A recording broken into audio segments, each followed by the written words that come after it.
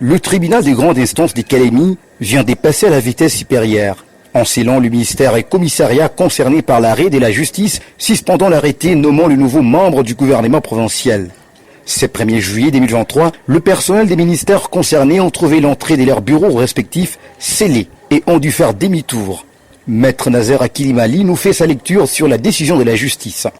Et cela, c'est une leçon que la Cour d'appel du Tanganyika donne à toutes les institutions provinciales, notamment les membres des gouvernements de la République démocratique du Congo.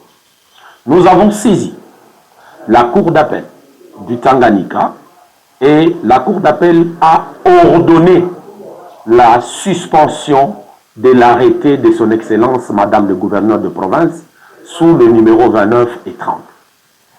Et nous avons développé certains moyens que nous avons pu convaincre le juge afin qu'il nous donne gain de cause. Il y a eu un premier commandement.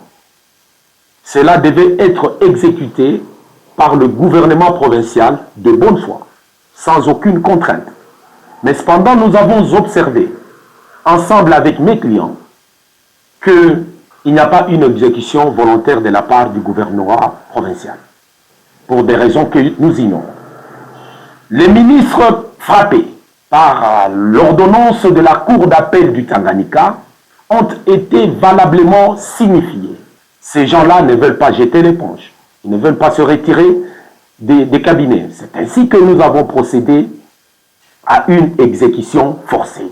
Et l'exécution a eu lieu par cette occasion. Nous félicitons la haute juridiction du Tanganyika, la Cour d'appel du Tanganyika.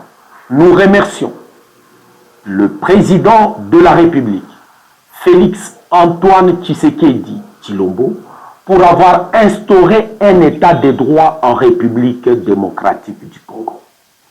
Pour ce faire, vous allez vite comprendre que la République, la justice congolaise renaît de ses cendres. Cette décision de la justice vient de donner, politiquement parlant, une des illusions du clan Chilingongwa qui n'en ont pas fini avec ses dossiers judiciaires. Au même moment, cette crise s'ajoute à la crise institutionnelle qui sévit au Tanganyika, déclenchée depuis les refus des Chilingongwa de reconnaître sa déchéance produite par l'Assemblée provinciale.